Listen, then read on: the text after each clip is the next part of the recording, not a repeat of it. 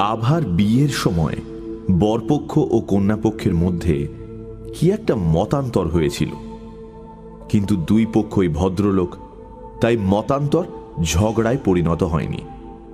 বরপক্ষ আভাকে নিয়ে চলে গিয়েছিলেন।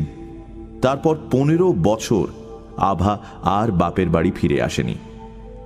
দুই পরিবারের মধ্যে সমস্ত যোগাযোগ ছিন্ন হয়েছিল। এই 15 বছরে দুই পরিবারেরই কিছু কিছু পরিবর্তন হয়েছে। কর্তারা গত হয়েছেন, যুবকেরা বাড়ির কর্তা হয়েছে। যারা ছোট ছিল তারা যৌবন প্রাপ্ত হয়েছে। আভার বিয়ের সময় কি নিয়ে মনোমালিন্য ঘটেছিল তাও বোধ করি কারুর মনে নেই। তবু দুই পক্ষের মাঝখানে দূরত্বটা যেন মনোযোগের অভাবেই আগের মতোই রয়ে গিয়েছিল। আভার ছোট ভাই দেবু আভার চেয়ে 7-8 বছরের ছোট। তার বয়স এখন 25-26 বছর। সে ফৌজি দলের লেফটেন্যান্ট, এই মুহূর্তে পুনায় আছে। হঠাৎ কাজের উদ্দেশ্যে তাকে কয়েকদিনের জন্য কলকাতায় আসতে হলো, এবং এসেই তার মনে পড়ে গেল দিদির শ্বশুরবাড়ি কলকাতায়। দেবু জীবনটা যদিও পশ্চিমাঞ্চলেই কাটিয়েছে, তবু কলকাতা তার অপরিচিত নয়। ছেলেবেলায় কয়েকবার এসেছে, কিন্তু তখন সে স্বাধীন ছিল না। এখন স্বাধীন। দিদিকে দেখবার জন্য তার মন উৎসুক হয়ে উঠল। দিদির শ্বশুরবাড়ির ঠিকানা তার জানা ছিল, শোভাবাজারের নামজাদা গোষ্ঠী। সে হোটেলে জিনিসপত্র রেখে বিকেলবেলা বেরুল। অবশ্য দিদির শ্বশুরবাড়িতে সে সমাদর পাবে কিনা সন্দেহ, কিন্তু নাই বা পেল সমাদর। সে একবার দিদিকে দেখেই চলে আসবে। দিদির বিয়ের সময় কচি মুখখানি তার মনে আঁকা আছে। দিদির চেহারা এখন কেমন হয়েছে কে জানে। দেবুর চেহারা অনেকটা বদলে গেছে। দিদি কখনোই তাকে চিনতে পারবে না। সাবেককালের দোতলা বাড়িটা বেশ বড়। কর্তারা দুই ভাই একান্নবর্তী ছিলেন। প্রায় 10 বছর আগে আভার শ্বশুর মারা গিয়েছেন। তারপর এই সংসারে কি ঘটেছে সে জানে না। হয়তো একান্নবর্তীই আছে। ছোট কর্তা এখন বাড়ির কর্তা। দেবু দরজার কড়া নাড়ল।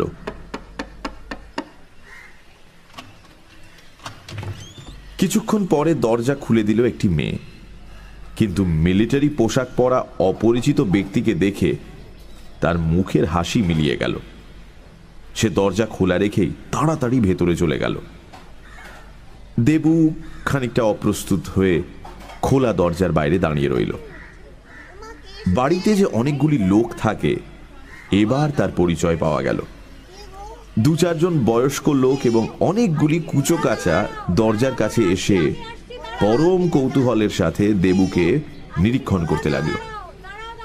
দেবুর মুখ উত্তপ্ত হয়ে উঠল, কিন্তু কি বলে সে নিজের পরিচয় দেবে ভেবে পেল না।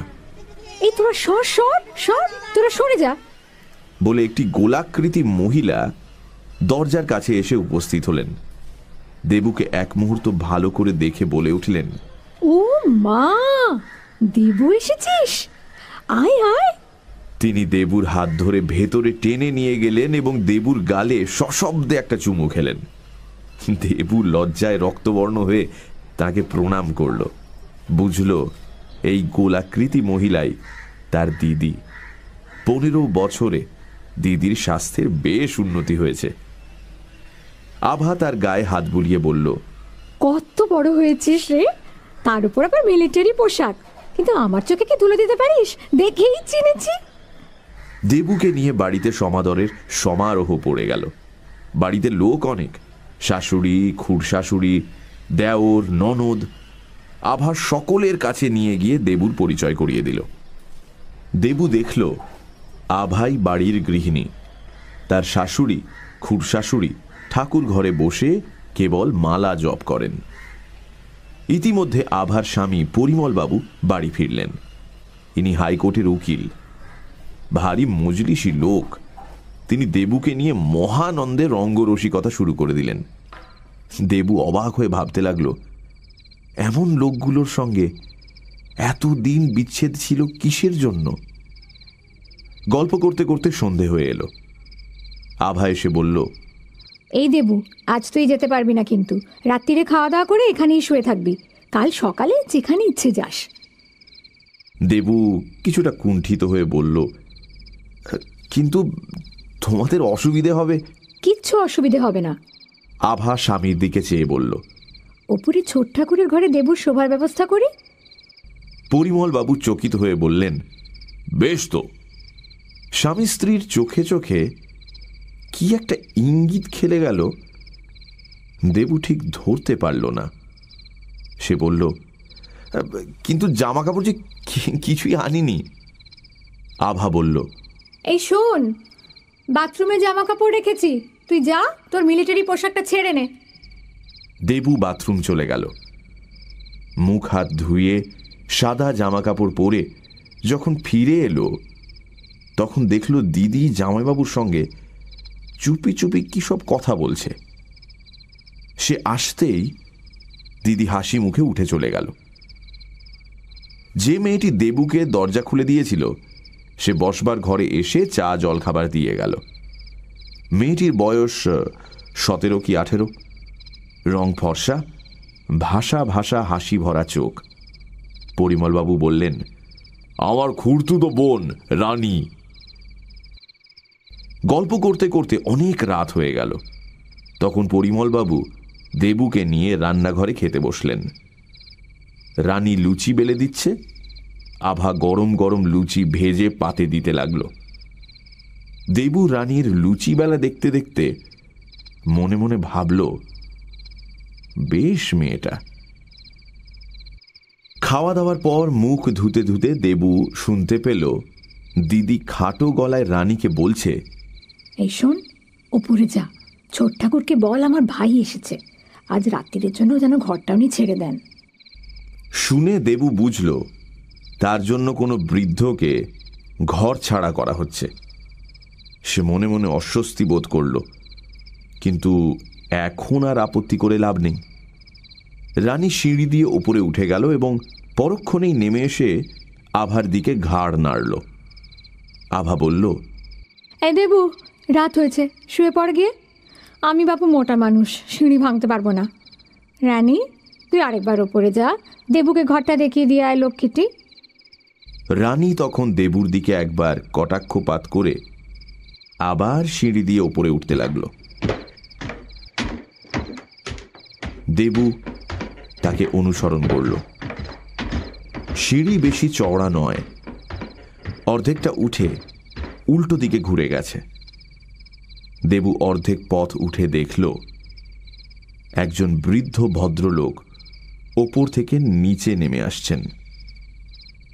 রানী সিঁড়ির মাঝখানের চত্বরে দাঁড়িয়ে পড়ল।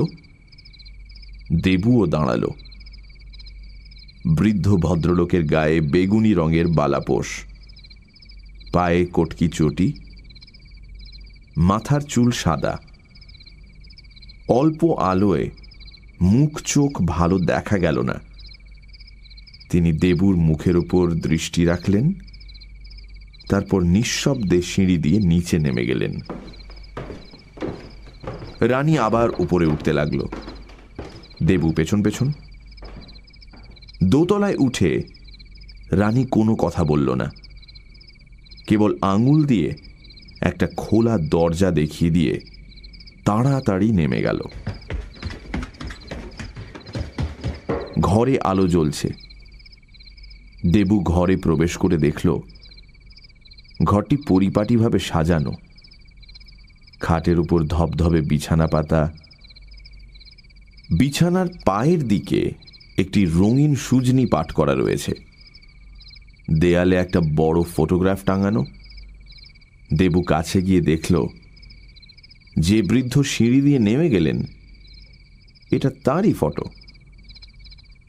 শান্ত প্রসন্ন মুখ, চোখের দৃষ্টি জীবন্ত। দিদি যাকে ছোট ঠাকুর বলে উল্লেখ করল, ইনি নিশ্চয়ই তিনি। কিন্তু ঘরের একটা বৈশিষ্ট্য লক্ষ্য করে মনে মনে একটু বিস্মিত হল দেবু।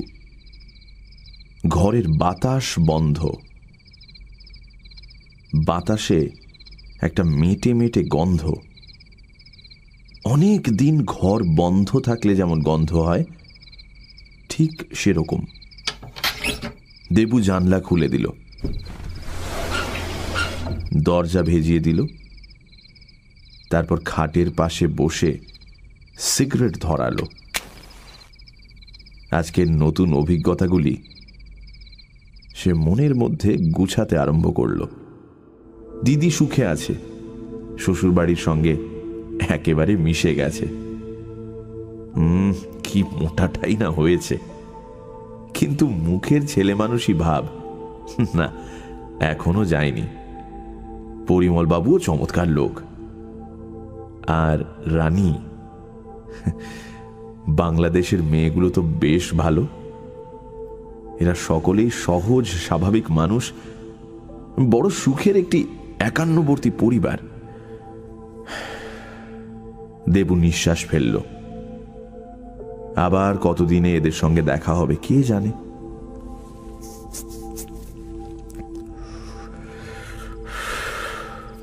সিগারেট শেষ করে দেবু আলো নিভিয়ে দিল। সুজনি গায়ে টেনে নিয়ে শুয়ে পড়ল।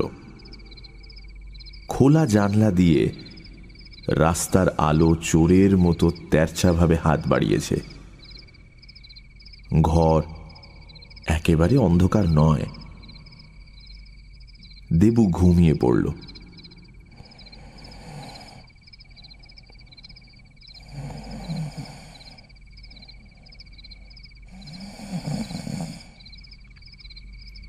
ওদিকে আভা ও পরিমল বাবুও শুয়ে পড়লেন। আভা উৎসুক কণ্ঠে বলল, এই হলে কিন্তু বেশ হয় না? পরিমল বাবু বললেন, দেবুকে নেড়ে চেড়ে দেখলাম, ছেলেটা খুব ভালো। আভা গর্ব অনুভব করে বলল, আমার ভাই ভালো ছেলে হবে না? এখন কাকা রাজি হলেই হয়। পরিমল বাবু বললেন, হ্যাঁ, অনেক সম্বন্ধই তো করলাম, কিন্তু কাকার পছন্দ হলো না। এবার দেখা যাক। বলে তিনি পাশ ফিরে শুলেন। রাত আন্দাজ ৩টের সময় দেবুর ঘুম ভেঙে গেল। সে অনুভব করল ঘরের মধ্যে কেউ যেন ঘুরে ফিরে বেড়াচ্ছে। কিছুক্ষণ শুয়ে থেকে সে খাটে উঠে বসল। অল্প অন্ধকারে মনে হল কে যেন দরজা একটু ফাঁক করে নিঃশব্দে বাইরে বেরিয়ে গেল। আরো কিছুক্ষণ বসে থেকে দেবু উঠল।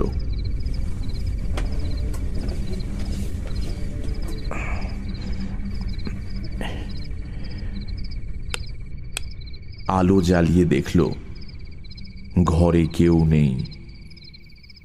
তখন সে দরজায় হুড়কো লাগিয়ে আবার আলো নিভিয়ে শুয়ে পড়ল।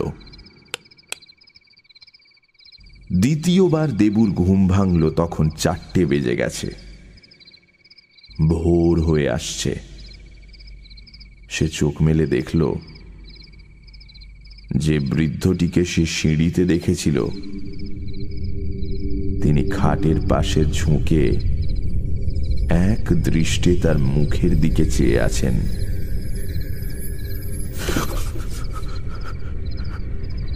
দেবু ধড়মড় করে উঠে বসতেই আর তাকে দেখতে পেল না।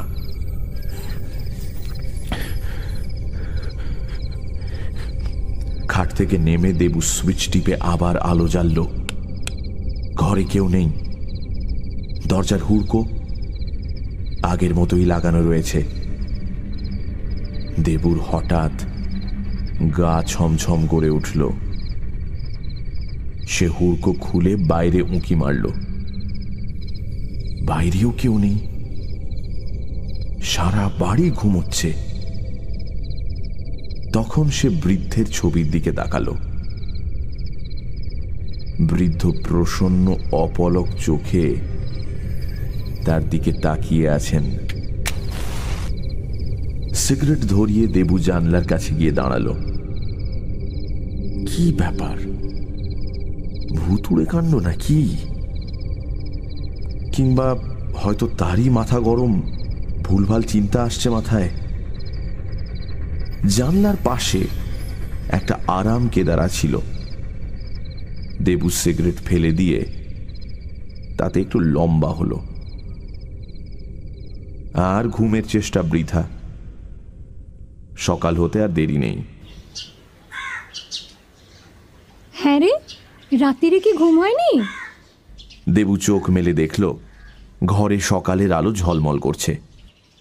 দিদি চায়ের পেয়ালা হাতে নিয়ে তাকে ডাকছে। চোখ মুছে দেবু চায়ের পেয়ালা হাতে নিল, তাতে এক চুমুক দিয়ে বলল, দিদি, উনি কে? বলে দেয়ালে ফটোর দিকে আঙুল দেখালো। আভা থতমত খেয়ে বলল, উনি উনি আমার খুড়শ্বশুর ছিলেন, রানীর বাবা।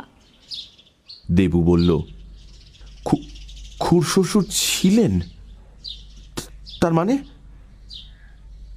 আভা থপ করে মেঝের ওপর বসে পড়ল, দিয়ে বলল, 2 বছর আগে উনি মারা গেছেন। দেবু বলে উঠল, সে কি? ওকে যে আমি কাল রাত্রিরে দেখেছি। ও মা, তুই দেখেছিস? আভা কিছুক্ষণ চেয়ে তাকিয়ে রইল। মারা গেছেন বটে, কিন্তু উনি আছেন। এই ঘরটা না ওর ছিল, এই ঘরেই আছেন। তবে কোনো গণ্ডগোল নেই জানিস। বাড়িতে অতিথি এলে ওকে খবর দিলেই উনি ঘর ছেড়ে দেন। তা তুই ভয় পাসনি তো? দেবু বলল, না, ভয় পাবো কেন? কিন্তু সত্যি আছেন, মানে সত্যি মারা গেছেন? আমি যে চোখে দেখলাম। আভা ধীরে ধীরে বলল, আমরা সবাই চোখে দেখেছি জানিস। ইচ্ছে করলেই উনি দেখা দিতে পারেন, তবে কথা বলেন না, ইশারায় নিজের কথাটা জানিয়ে দেন। মারা যাবার আগে রানীর বিয়ে দেওয়ার জন্য ভীষণ ব্যস্ত হয়েছিলেন, কিন্তু বিয়েটা তো দিয়ে যেতে পারেননি। তারপর আমরা রানীর বিয়ের অনেক সম্বন্ধ এনেছি জানিস, কিন্তু ওর পছন্দ হচ্ছে না কিছুতেই। দেবু কি বলবে ভেবে না পেয়ে বলল, কি মুশকিল? আভা তখন উৎসুক হয়ে বলল, আজ কাকা আমাদের জানিয়ে দিয়েছেন যে তোকে ওর খুব পছন্দ হয়েছে। এই শোন না, তুই রানীকে বিয়ে করবি। কাকা জানিয়েছেন রানীর বিয়ে হয়ে গেলে উনি চলে যাবেন, আর এ বাড়িতে থাকবেন না। এই করবি বিয়ে? ভারী ভালো মেয়ে রে, অমন মেয়ে আজকালকার দিনে দেখা যায় না। দেবুর মাথাটা ঘুরতে আরম্ভ করল। সে দেয়ালের দিকে চোখ তুলল, দেখল বৃদ্ধের জীবন্ত চোখে যেন একটু হাসি খেলা করছে।